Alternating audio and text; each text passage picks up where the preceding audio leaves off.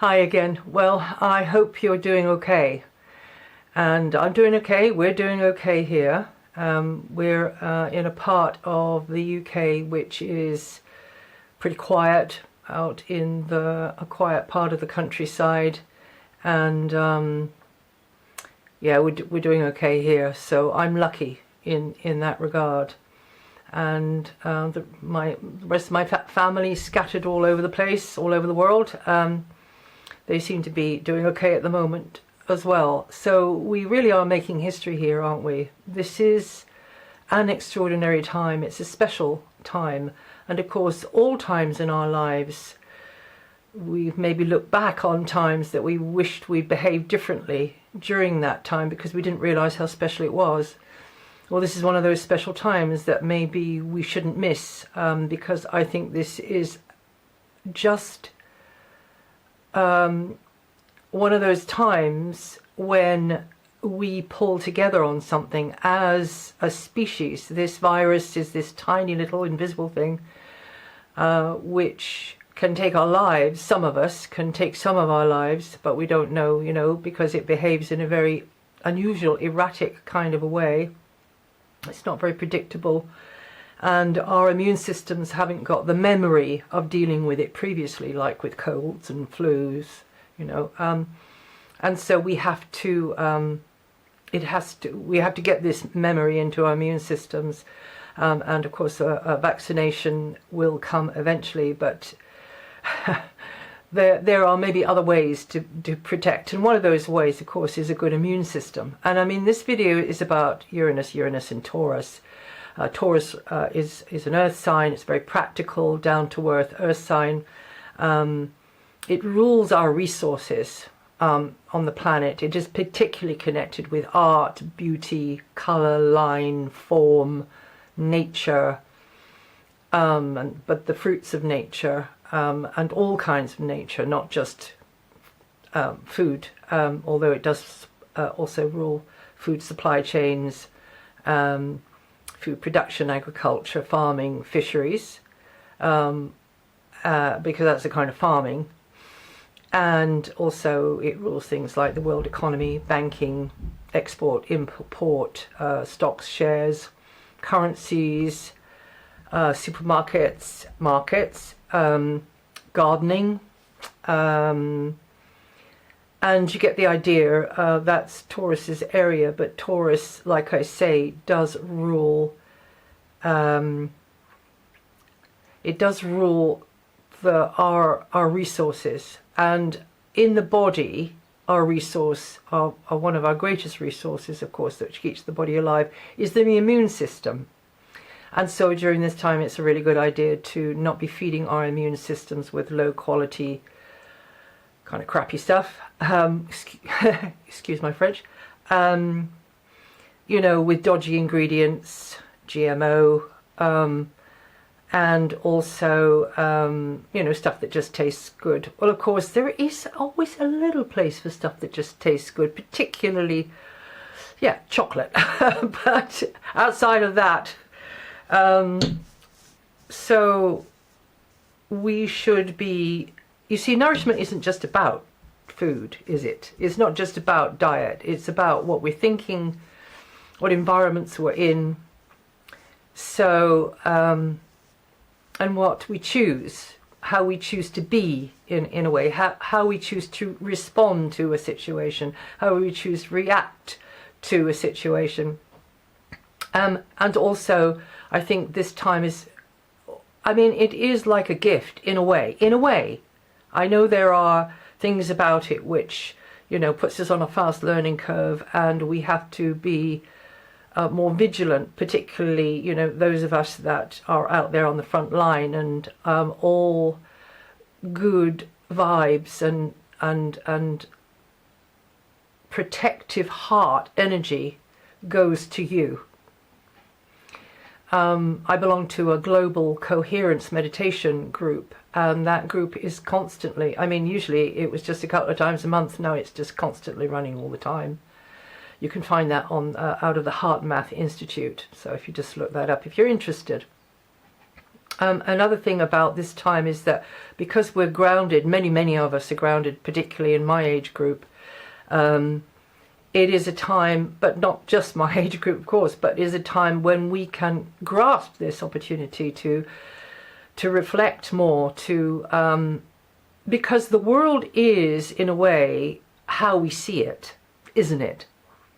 I mean, when people talk about truth, when people talk about, you know, reality, it is really how we see or perceive that is happening. So is there an ultimate truth that we can perceive? Is there an ultimate reality that we can perceive? An ultimate one, like, you know, the reality of all realities, the truth of all truth. Oh dear, there's a rabbit hole to go down. There are, yeah, I'm not going to go, you know, I'm not going to go down there. So I'm going to say that this is a time for us to be tidying up our inner world, because the outer world is just a reflection of how we are. So if we have, you know, have to be indoors or isolated or just a lot quieter because the earth is quiet. Oh, the earth is quiet. It's quiet in Paris, Rome, Madrid, you know, Barcelona, New York, Vancouver, Ontario, Montreal, Ottawa. It's quiet. Munich, Berlin, it's quiet. Isn't that amazing? So this is a time maybe to experiment with not thinking so much. If you're not in a situation where you've got to be thinking, just try to stop thinking. Move around, do stuff, but don't think. I mean, obviously, you know, in a familiar or environment where you've not got to use your logic. Try it. Just stop thinking. Just gaze. Just be in space. Whatever clutter is in the space, but just be in space. Be. So I do obviously recommend meditation, but this isn't meditation. This is kind of, I don't know what you call this, but this is just going around not thinking, because as soon as you do that, it's like a lot of static is erased. A lot of chatter, a lot of fizz and noise is gone. And you interface with the world in a different kind of a way. Try it for short periods of time. I mean, just see, you know, how it goes. So that's an interesting thing that can be done now. And of course, there's all kinds of wonderful community stuff going on, people pulling together. It is amazing. It is just such a beautiful thing. That is the best of the human race. Uranus in Taurus, well, Uranus went through Pisces in 2003, came out in 2010, went into Aries in 2010, and came out of Aries in 2018, went into Taurus. That's where that's where Uranus is now. Uranus is sitting in Taurus.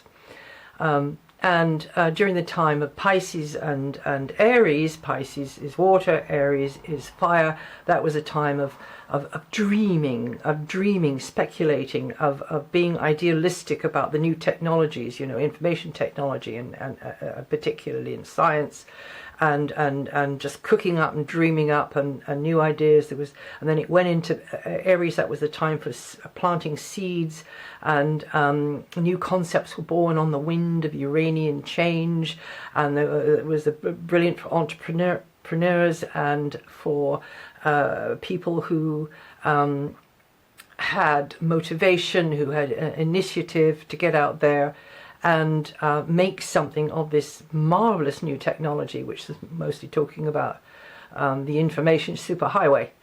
So, and now it's in Taurus. And so the Pisces and Aries times are very much about the dreams coming true, the enterprise, the speculation, the using the potential and doing a lot of talking. But now we've come out of that time, and we're now in a sign which doesn't need the talk, it wants to do the walk. So we are now in the sign of the walk, applying in a practical way all of that that's gone before, or, you know, plucking out, cherry picking what you've learnt from that time before and applying it now in a different kind of a way to the earth, to everyday situations, to what's in the present, right in front of us now. That's Taurus. Taurus is all about the present moment. But then we have Uranus, which is an electrical high frequency energy, and it is it can go beyond the speed of light. It is connected to outer space. It's connected to all things to do with space travel, air travel, off-planet beings, off-planet civilizations, and it can go at super warp speed. So even though Uranus is connected to Aquarius, which is an air sign, and it's a sign of I don't want to say intellectual, although air signs, you know, are connected to the intellect.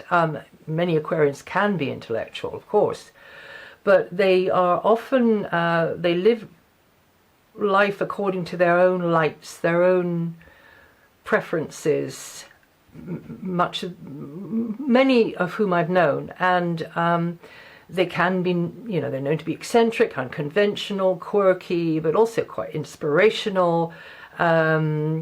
They are wonderful, you know. They can, in science, they can they've got a mindset which is experimental, and which is also has got high social awareness, so they want to connect into the collective, and do things which will be beneficial to the collective, many of them. But I think actually Aquarius might have quite a strong dash of Saturn, so there might be a dual, perhaps not a completely balanced dual, but a dash of Saturn, which comes from the sign before, Capricorn, which is about boundaries, limitations, rules, regulations. Sometimes I do feel with Aquarians that even though they can be quite brilliant and interesting people, and they have a different kind of slant on the world, they do sometimes get in a highly principled rut, and they get stuck in that highly principled rut. They get stuck in their heads, and that is very Saturnian. So a little dash of Saturn coming in there. Uranus, of course, is a super high gear. It can't, you know, we can't tap into that super high gear part of the energy of Uranus all the time, because we, like I was saying before, we see the world as we are within. So if we are unable to, maybe, you know, our windscreen is a bit grubby, to see the potential of this Uranian energy, or indeed of any of the planetary energies, Jupiter, you know, any of them, then we'll maybe miss it, or maybe won't achieve the full potential of it. In fact, I don't think anybody can achieve the full potential of the Uranian energy in the third dimension. However, if we were to step out into other dimensions, in fact, if we were to accept that we do have a multi-dimensional nature, then tapping into that beyond light speed character of Uranus, where thinking is no longer relevant, where we just break through into a cruise of beingness. That is when that Uranian energy in this very earth sign of Taurus can become, I'm just imagining this, it can become something which will help to uplift this earth planet, which is wanting very much to change gears up into another dimension now. And this opportunity, with us grounded, with us in a sort of almost like an enforced retreat, you know, huge millions of people are at home, or not very far from home, and the traffic is quiet and everything is quiet, and the birds are singing, the deer are walking down the middle of Paris, and out here on the road I saw deer through the fog a couple of mornings ago, just casually strolling down the road, which at that time in the morning they would never do because of the traffic, mostly farm traffic up that road. So they want to stay out of the way of great big tractors and wagons. So it's marvelous. It's just a kind of a gift. And this moment in our history is the moment when we can make that leap. Take that step. Anything that absorbs us as well. There's lots of art classes online, or crafts in general, or just reading, or music, dancing. That's all very important to get involved with things which are very take you from the gut and the heart rather than from the head. Now, I haven't said an awful lot about Uranus and Taurus. I mean, yes, Taurus rules agriculture. Our relationship with agriculture, farming, fisheries will change. Taurus, the bull, the magnificent bull. Imagine the magnificent bull standing in the meadow, up to its knees in buttercups and daisies. It rules beauty, strength. So remember about the immune system. Stress lowers our immune system, and so if you do these contemplative type take these contemplative moments, switch off the thinking for a while, get into something that absorbs, that you're absorbed into, that you just love to play in, then that will empower your immune system, strengthen your immune system. Taurus is Uranus and Taurus means that there will be major changes affecting all things that Taurus rules. I've listed some of them. We've got to reevaluate our relationship with nature. Nature is the most wonderful gift. This planet Earth in the Milky Way galaxy is the most wonderful gift that was ever given to any one of us, you or me. Although maybe getting a bike at the age of 8 came a close second. It's pretty close, but it is, isn't it? And we take it so for granted. So this is the time, Uranus and Taurus, to reevaluate that. Taurus reminds me of nature spirits, so dialoguing more in and with nature, protecting nature, understanding we mustn't trash it with plastics and pesticides, and we mustn't eat processed foods, and that in that way trashing our own beautiful bodies, our own nature, and other things that can happen here. I mean, electric cars, hydrogen-powered cars coming in. There will be changes coming in there, and how we shop, maybe how we get our food, what type of food we eat, that kind of thing is all going to change. So yes, I know it's changing now, but we've got another 5 and a bit years to go of Uranus and Taurus. So we're going to get on the other side of this virus, and hopefully, the next stage of it as well, and then the vaccine, and then what comes after that. But there could be more attention upon the body and the health of the body, the protection of the body. But it's not just all about vaccines. It's about your and mine immune system. So Uranus and Taurus. So sadly, the flip side, of course, could be more genetic modification, because Uranus brings science and technology into the sign of the harvest, agriculture. And there are many different ignorant ways of unbalancing nature when people, big corporations, those that are behind the big corporations, or those that are pulling the strings of governments, are actually thinking from their wallet and not from their hearts and from their minds. Protect your cash money.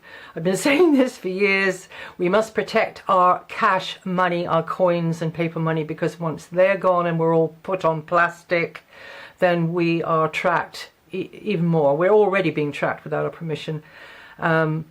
in many, many ways. But once that cash money's gone, that's it, no more privacy.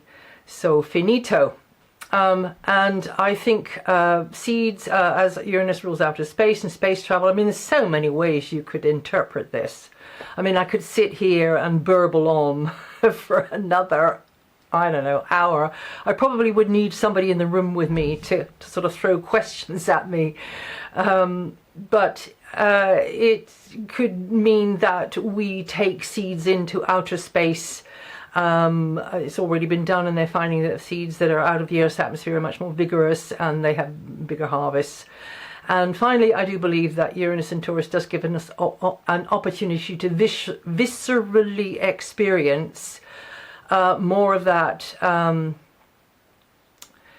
viscerally experience the fact that we have a galactic family, that we are descendants of many, many off-planet civilizations, and that this is a time now to raise that awareness. They move at a very high, fast vibration, and so if we're down in worry and fear, we're not going to be able to realize that. If we're down in cynicism, sarcasm,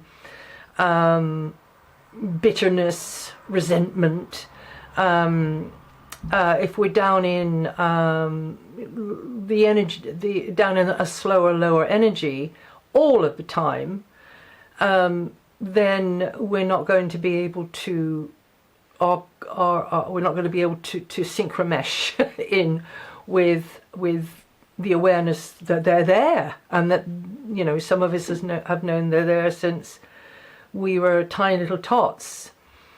Don't know why, just knew. And of course there are those that have very, very strong memories of interacting. I have some memories of having conversations and seeing beings. I'll put that on another video. In fact, there's an update on that's happened in the last 3 years. So it hasn't all been earthly struggles. So I think during this time there is more of an opportunity. I think when Uranus comes out of there in 2025 and goes into Gemini, that will be a time when, if we take this Uranian, put it this way, if we take this time of retreat seriously, and we really do start to deal with maybe what we've avoided looking into within ourselves, not wallowing in it. I mean, I've been a therapeutic counselor, and I do actually think that you can take that so far, and then that's it. That's as useful as it can be. That you have to start rising above whatever it is in the past. You have to start leaving the past behind, to put it bluntly. You know, with great love and respect for the experience and for the relationships. Kiss it goodbye. Not goodbye forever, but goodbye for now, because you have to move forwards, and those that you've left in the past and maybe you've passed over need you to move forwards, because they're still strongly linked in with you. And so they need to see you living your life. They need to experience that life with you.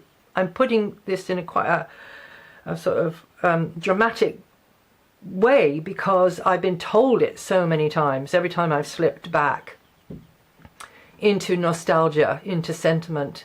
No, don't do that. That doesn't help us, because just because we're invisible doesn't mean to say we're not here. So whether that's to do with Uranus and Taurus is quite another thing. But I'm going to go on to the different signs and give my take on how Uranus and Taurus might be expressing itself through all of the other signs. Uranus, not in Taurus, Uranus is going to be expressing itself through all of the other signs. But I think this is a time when we're coming into, you know, we should be claiming more of our ancestry. We should be understanding more of our family tree. They have been around for millennia, taking a very great interest in the human species, and watching over us, guarding us, and guiding us, and maybe coming in different forms, but they're there. And it's not just all ETs with bodies, it's light beings that are very, very, very, very high up on the dimensional scale. And we have those abilities, that nascent, the potential within us to understand more of our multidimensionality. So this is a time when we could viscerally start taking the next steps towards claiming those powers, and not being brainwashed into thinking that we are powerless. So in the next videos, I'll be looking at the different signs, Uranus going through the different signs. And if you're interested, I'll see you there.